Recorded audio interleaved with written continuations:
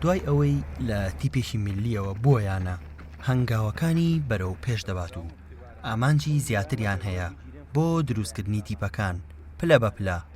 یانەی بابان تیپی پلەیەک و تازە پێگەشتوانی دروست کرد، لە ئێستاشدا سەرقاڵی دروستکردنی تیپێکی تۆکمەیە کە ئەویش لاوانی یانەکەن.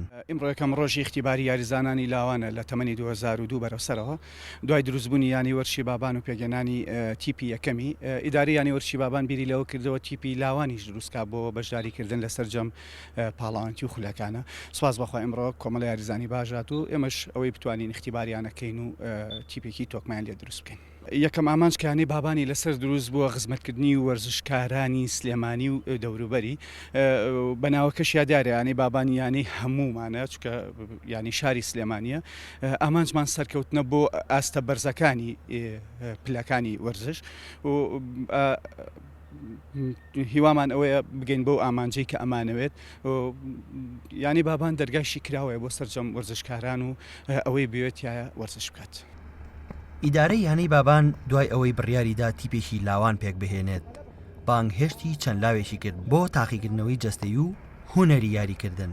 لە نێویشاندا چەند یاریزانێکی تازە پێگەشتوانی یانەکەی هێناوەتە ڕیزی لاوانەوە لەبەر ئاستی بەرزوو توانە بەهێزەکانیان. یاریزانەکانیش دەڵێن ئەگەر لە تاقیکردنەوەکان سەرکەوتوو بین هیوامان سەرخستنی ناوی بابانە. لە پلەی تازە پێگەیشتوانەوە سەرخراوم بۆ شەباب هیوادارم خزمەت بەیانی بابام بکەم. ئامانجمان ئەوەیە هەمومان نادیەکە پێشخەین و هەرچی توانامانە بێ بۆ نادیەکەی بکەین. هاتم بۆ یانی وەرزشی بابان نادی بابان و پێشوازیان لێکردین بە گەرم و گوڕی و دەستخۆشی لە مدەڕیب و ڕاهێنەران نەکەین کە هیوام باشی هەموو لایەکە و سەرکەوتن بۆ هەموو لایەک وەکو یاریزانی لەو هیوادارم بتوانم وەربگیرم.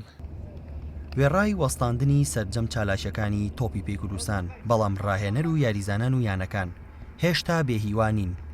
بابان و ستافی ئیدارەی بیانەکەش بەو ئامانجە تیپ دروست دەکات کە ئامادە بن لە ئەگەری کردنەوەی هەر خول و پاڵەوانێتیشی کوردستان. محەممەد حسەین گەلی کوردستان، سلێمانی.